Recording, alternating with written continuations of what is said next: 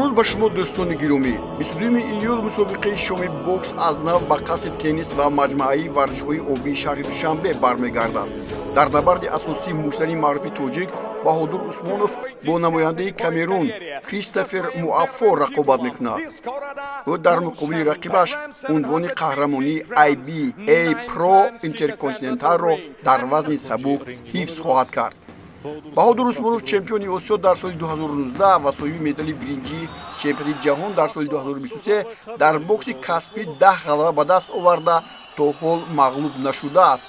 Баҳодур Усмонови 27 сола дар охири қувваозмоии худ моҳи майи соли равон дар Душанбе Алберт Пагараи филиппиниро барои дарёфти камарбанди қаҳрамонии WBA Gold дар раунди сеюм ба нокаути фанӣ фиристод ва унвонҳои IBA Pro Intercontinental ва WBA Goldро дар вазни сабук соҳиб шуд.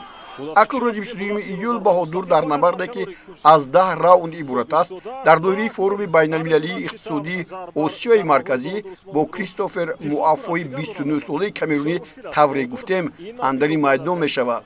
Кристофер моҳи сентябри соли гузашта соҳиби камарбанди WBO Global гардида буд. Корномаи ӯ дар бокси каспӣ аз 11 ғалаба ва 1 бохт иборат аст. Дар набари дуввуме ки дар қасди тенниси шаҳри Душанбе дар шоми бокс баргузор мегардад, соҳиби ҷоизаи биринҷии бозиҳои олимпии соли 2024 дар Париж ва қаҳрамони бозиҳои 19-уми Осиёӣ Давлат Болтаев низ барои унвони IBA Pro Intercontinental бо муштари Нигерия Соломон Адебайо вориди рақобат мешавад. онҳо дар 8 раунд ғолибро муайян хоҳанд кард. Адебайо то ҳол дар бокси каспӣ 14 рақобат гузаронида дар ҳамааш пирӯзӣ ба даст овардааст. Давлат Болтаев моҳи майи соли ҷорӣ дар шоми бокс дар Душанбе бо Закари Серж Мувого Амуго аз Камерун дар вазни аз ҳама вазнин, яъне аз 97 килограмм зиёд қувваозмоӣ карда ҳарифро бо нокаути фанӣ шикаст дод. ин ҳолат дар раунди дуюм иттифоқ афтод ва Давлат Болтаев соҳиби камарбанди IBA Pro гардид.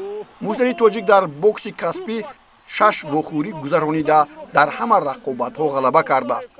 дар доираи барномаи асосии IBA Pro 8 ҳамвора финалисти мусобиқоти қаҳрамонии ҷаҳони соли 2021 аз Русия Вадим Мусоев ки бо 12 ғалаба уморашро рӯшан мекунаду ягон бохт надорад, барои камарбанди ABA Pro Intercontinental дар вазни то 67 кило бо муштани Мексика Хосе Мигел Борего ки 22 ғалаба ва 4 бохт дорад рӯбарӯ хоҳад шуд.